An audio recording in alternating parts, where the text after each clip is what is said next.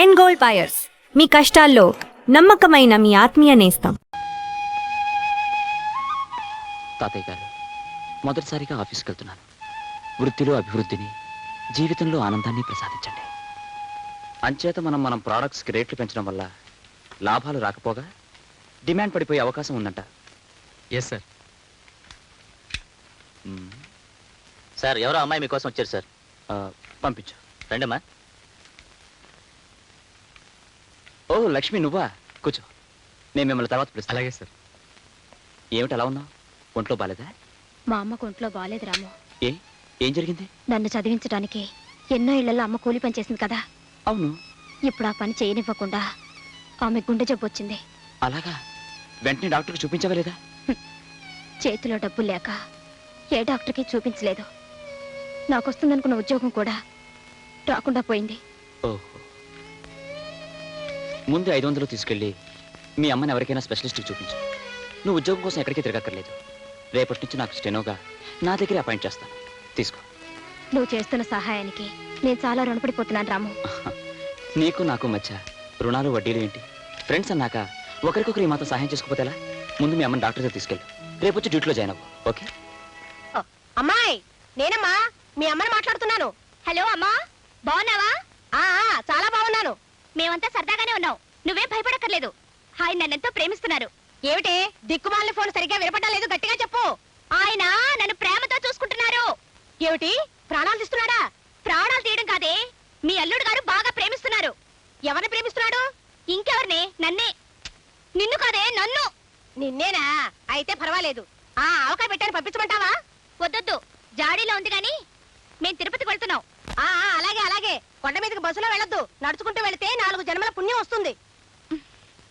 అన్ని సామాన్లు మోసుకొని ఎవరు నడుచుకుంటూ వెళ్తారే? సామాన్లు నువ్వు మోయొద్దే, అల్లుడు గారే పట్టుకుంటారు. ఆహా, అయితే సరేలే. 1956లో మేము తిరుపతి వెళ్ళినప్పుడు.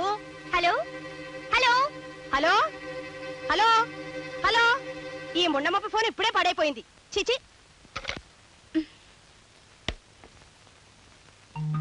సామాన్లు నువ్వు మొయ్యొద్దే, అల్లుడు గారే పట్టుకుంటారు. నీకెందుకు శ్రమ? ఏమిటంత మెల్లగా వస్తున్నారు? గవ్వరండి. వస్తున్నా. ఏడుకొండలవాడా, వెంకట్రమణ, గోవిందా గోవిందా. ఏమిటి ఈ 10 మెట్లకే గోవిందా గోవిందానా? 10 మెట్ల 1600 మెట్లకు వచ్చాను. సరే సరే, చెంపివ్వండి. నాకు కూడా కొంచెం ఇవ్వవే, కొంచెం ఇవ్వవే. చెవట పట్టేవాళ్ళు మంచినీళ్ళు తాకూడదు. తీసుకోండి. వదిలేండి, మీరండి. రండి. ఏమే జయ, మొగుడుతో కలిసి తిరుపతికి వెళ్తున్నావా? చూస్తూనే అడుగుతారేమిటే పిచ్చిమొహాలారా. ఆయనే మా శ్రీవారు, పేరు రాంబాబు. నమస్కారం అండి. నమస్కారం. మీ ఆయన చాలా మంచివాడే పాపం. నీకే శ్రమ లేకుండా బరువంతా ఆయనే మోస్తున్నాడే. మన సామాను మనం మోసుకుంటూ కొండ మీదకి నడుచుకుంటూ వెళ్తే 4 జన్మలకు సరిపడే పుణ్యం వస్తుందని మా అమ్మ చెప్పింది. ఇంకా నయం, పెళ్ళాన్ని కూడా మోసుకెళ్తే 10 జన్మల పుణ్యం వస్తుందని చెప్పలేదు. చాలే వెళ్ళు. మీరండి, మీరండి.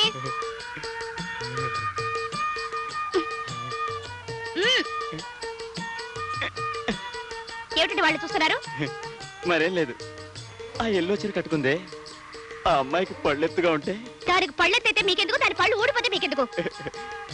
ఎత్తుపళ్ళ ఆడపిల్లంటే నాకు చాలా ఇష్టం. మరైతే నన్నెందుకు కట్టుకున్నారు? పారపాల దాన్ని కట్టుకోలేకపోయారా? రండి రండి.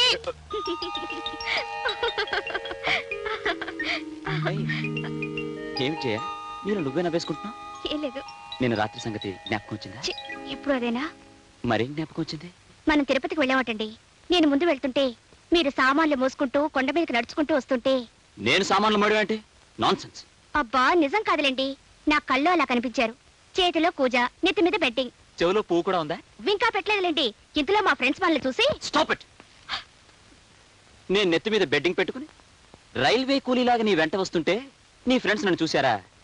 వాళ్ళ ముందు నన్ను ఇన్సల్ట్ చేయడానికి నీకెంత ధైర్యం? అదేమిటండి అలా సీరియస్ అయిపోతారు? రేపు మనం తిరుపతి వెళ్ళామనుకోండి, పోనీ బెడ్డింగ్ కాకపోయినా సూట్ కేసు అయినా పట్టుకుంటారుగా. అంత కర్మ మనకేం పట్టింది? హాయిగా ఫ్లైట్ లో వెళ్ళి అక్కడి నుంచి టాక్సీ వేసుకుని వెళ్దాం. అలా వెళ్తే పుణ్యం రాదు. ఎవరు చెప్పారు? మా అమ్మ చెప్పింది. ఓహో, ఇది కూడా మీ అమ్మ ఫిట్టింగ్ అన్నమాట. అది కాదండి, మనం సామాన్లు పట్టుకొని కొండ మీదకి నడుచుకుంటూ వెళ్తే 4 జన్మల పుణ్యం వస్తుంది. సామాన్లతో పాటు నిన్నొక భుజం మీద మోసుకెళ్తే 6 జన్మల పుణ్యం వస్తుందని చెప్పలేదు? నార్మల్. అసలు మనం తిరుపతికి వెళ్ళడం జరిగితే నీ నెత్తి మీద సూట్ కేస్, మీ అమ్మ నెత్తి మీద ఈ మంచం, ఈ బీరువా, ఇంట్లో ఉన్న మొత్తం సామాన్లు పెట్టి కొండకిస్తాను గానీ నేను మోస్తాననుకున్నావా? అసలు నన్ను ఎవరనుకున్నావు? రాజాలాగా రంజుగా సాగిపోయే రాంబాబు. వెళ్ళి కాఫీ పట్ట. అది కాదండి, కొండ మీదకి. కొండ లేదు, బండ లేదు, అసలు తిరుపతి ప్రోగ్రామే లేదు. Get out.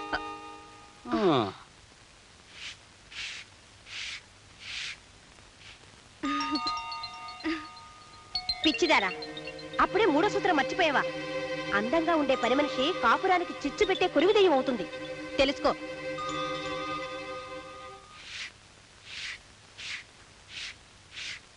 సుబ్బులు, ఏంటమ్మాయి గారు ఈ రోజు నిన్ను పనిలోంచి తీసేస్తున్నాను, వెళ్ళిపో. ఏంటమ్మాయి గారు ఈ రోజు నిన్ను పనిలోంచి తీసేస్తున్నాను, వెళ్ళిపో. అయ్య బాబు నేనేం తప్పు చేశాను అమ్మాయి గారు? మీ పాదాలు అట్టుకుంటాను, నా కడుపు కొట్టకండి. నీ కడుపు కొట్టడం కాదు, నువ్వు అందంగా ఉన్నావు, అందుకే పనిలోంచి తీసేస్తున్నాను, వెళ్ళిపో. ఏంటండి అందంగా ఉన్నానని పనిలోని తీసేస్తారండి? భలే బాగుందండి. అయినా మీరు అందంగానే ఉన్నారు కదండి. నా అందం మీకేం చెరుపు చేస్తా అమ్మాయి గారు? మగవాళ్ళు కోతులాంటి వాళ్ళని మా అమ్మ చెప్పింది. ఏ క్షణంలో ఏం జరుగుతుందో ఎవరు చెప్పగలరు? అందుకే ఇంట్లో అందమైన వాళ్ళు ఎవరు ఉండకూడదు. ఓ అంతే కదా, అయితే ఇప్పుడే సింక్ చెట్లా తయారైపోతాను అమ్మాయి గారు.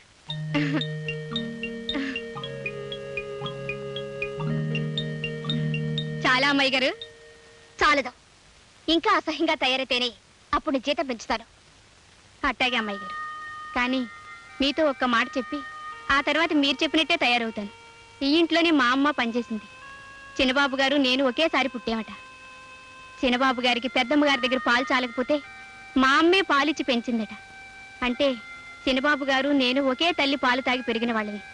ఇప్పుడు చెప్పండి అమ్మాయి గారు, వంటింట్లోకి వెళ్ళి మొక్క నిండా మసి పూసుకుని రానా? ఏ ఒక్కర్లేదు, వెళ్ళు. జయా, టిఫిన్ రెడీయా? ఏమిటి ఇవాళ దొరగారింత వేగంగా ఆఫీస్కి బయలుదేరుతున్నారు? దొరసానుల్ని ఇంటర్వ్యూ చేయడానికి. దొరసాన్లా? వాళ్ళెవరు? ఇంతలోనే అనుమానమా? ఊరికే అన్నానులే. ఇవాళ టైపిస్ట్ ఉద్యోగానికి 10 మంది అమ్మాయిలు వస్తున్నారు, వాళ్ళని ఇంటర్వ్యూ చేయాలి. అమ్మాయిలంటే చిన్నవాళ్ళ పెద్దవాళ్ళ? వయసులో ఉన్నవాళ్లే. టైప్ చేయడానికి మగాళ్ళు పనికిరారా? పనికొస్తారనుకో, ఆడవాళ్ళైతే స్మూత్ గా వర్క్ చేస్తారని. ఏమండి, ఆ ఇంటర్వ్యూకి మీరే వెళ్ళాలా? మావయ్య గారిని చేయమనొచ్చుగా. ఏ నే పనికిరానా? అది కాదండి, ఆయనకైతే అనుభవం ఉంది కదా అని. నాకు అనుభవం లేదని వద్దంటావా? లేక ఇందులో కూడా మీ అమ్మ ఫిట్టింగ్ ఏమైనా ఉందా? అబ్బే అదేం లేదండి. అయితే నోరు మూసుకో, ఇంటర్వ్యూ నేనే చేస్తాను, వస్తాను.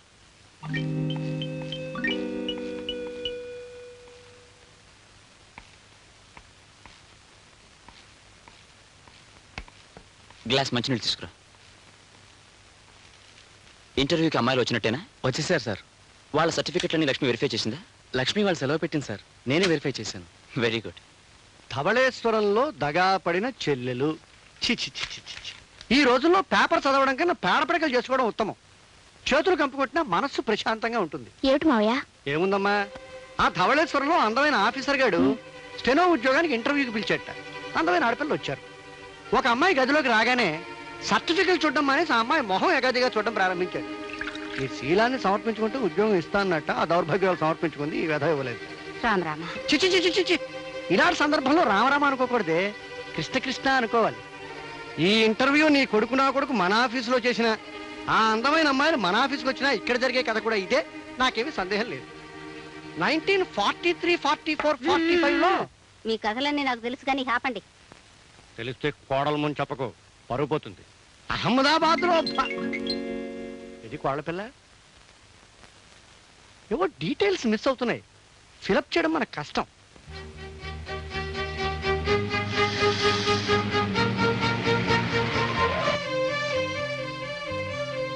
Good morning madam. మార్నింగ్.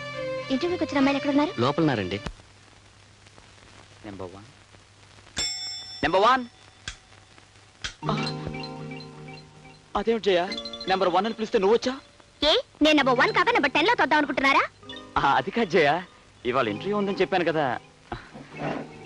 అదే మీరు ఇంటర్వ్యూ ఎలా చేస్తున్నారా అని చూడడానికి వచ్చాను. కానివ్వండి కానివ్వండి. Okay. Number 1. Good morning sir. Good morning. Please be seated. Thank you. మీ పేరేంటి? Menaka. Menaka. Oh very sweet name. ఆ పేరంటే నాకు ఎంతో ఇష్టం.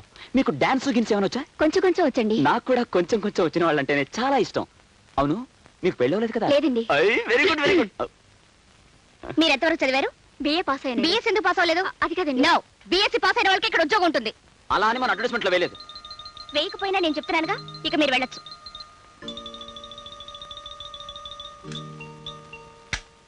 ఇంటర్వ్యూ చేయవలసింది నువ్వా నేనా? మీరు ప్లస్ నేను. No, I am the boss of this office. I'm the wife of the boss. అయినా ఏమిటండి అలాంటి ప్రశ్నలు వేడు? మీకు మేనకాని పేరు చాలా చాలా ఇష్టమా? అలా చెప్తే నేను మేనకాని పేరు పెట్టుకునేదాన్ని కదా. అదంతా గ్యాస్ చేయా, జోక్ చేశాను, సరదాగా జోక్ చేశాను. మీకు ఆ అమ్మాయితో జోక్ ఏమిటండి? ఇంకో ముఖ్యమైన పాయింట్, మీరు ఉద్యోగం ఇచ్చే ఆఫీసర్ కదా. అవును. మీరెందుకు అలా మిల్క్ తెరిపోయి భరతనాట్యం వాడతారు?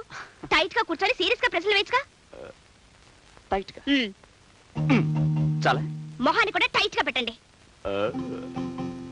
చాలా చాలు. నెంబర్ 2. నమస్కారం అండి. నమస్కారం, కూర్చో. నీ పేరేమిటి? కమల. కమల. ఏం బాలేదు. విమలా అని పేరు పెట్టుకోలేదు? అదేమో నాకు తెలీదు. టైప్ రైటింగ్ షార్ట్ ఏంటో తెలుసా? హైయర్ పాస్ అయ్యాను. హయ్యర్ పాస్ అయ్యావా? లోయర్ ఎందుకు పాస్ అవ్వలేదు? అదేమిటి? అదంతే, నా ఇష్టం. ఎందుకంటే నేను ఆఫీసర్ని, పైగా పెళ్ళాం కలిగిన పురుషుణ్ణి. ఓకే, మీరు వెళ్ళొచ్చు. ఎలా ఉంది మన సీరియస్ యాక్టింగ్? నా మొహల్లా ఉంది. అదేమిటండి, టైట్ గా ఉండమంటే తడిచిపోయిన సిమెంట్ బస్తాలా బిగిసిపోతారు. కాస్త తగ్గించండి. చాలా. మరీ ఎంత? కొంచెం టైట్ గా ఉండండి. ఈ క్యాండిడేట్ కి టిక్ పెట్టమంటావా? ఆవిడికి టెక్కి కూలా ఉంది, ఇంటూ పెట్టండి. దీనికి కూడా ఇంటేనా? అంతే. ఓకే. నెంబర్ 3. కొంచెం మంచినీళ్ళు ఇవ్వండి. మీరు వెళ్ళండి.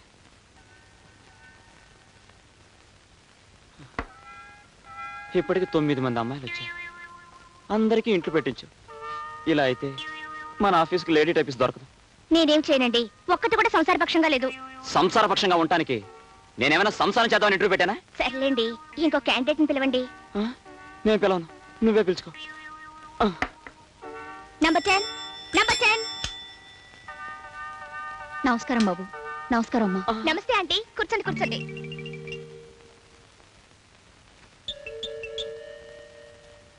Baby baby. చూడండి, ఈ అప్లికేషన్ లో బేబీ అని అమ్మాయి పేరుంది. బహుశా మీరు అమ్మాయితో కలిసి వచ్చి ఉంటారు. దయచేసి మీరు వెళ్ళి ఆ అమ్మాయిని పంపించండి. అదేం కాదు బాబు, నా పేరే బేబీ. మీరా? మీ వయసు? అదేమిటండి అలా అడుగుతారు? ఆవిడ చూస్తే వయసుతో తెలియడం లేదు. ఆంటీ, ఈ ఉద్యోగం మీరు చేస్తున్నారు అంతే. జయ, మనం డిస్కస్ చేసి. డిస్కషన్ లేదు, బుస్కషన్ లేదు. ఆంటీ మీరు వెళ్ళొచ్చు. వస్తానమ్మా. అది కాదు జయ. అది కాదు, ఇది కాదు. ఆఫీసులో ఇలాంటి వయసు మళ్ళీ వాళ్ళే ఉండాలని మా అమ్మ చెప్పింది. ఇది కూడా మీ అమ్మ ఫిట్టింగేనా?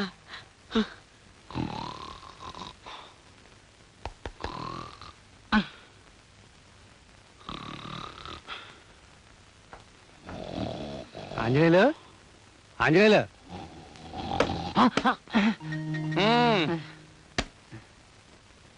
గీతా మకరందం వచ్చిందయ్యా.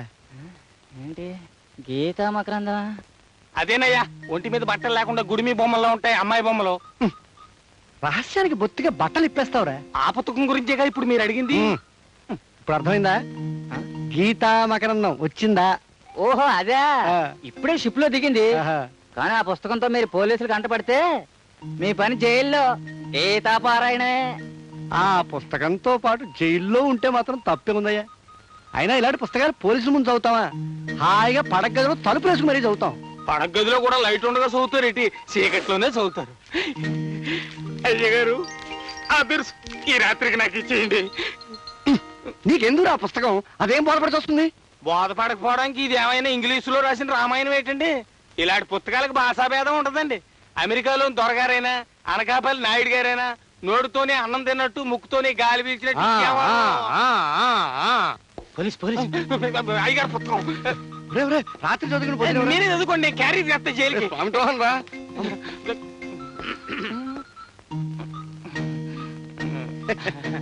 భగవద్గీత లేదయ్యా? భగవద్గీత, భగవద్గీత లేకపోతే ఇంత పుస్తకం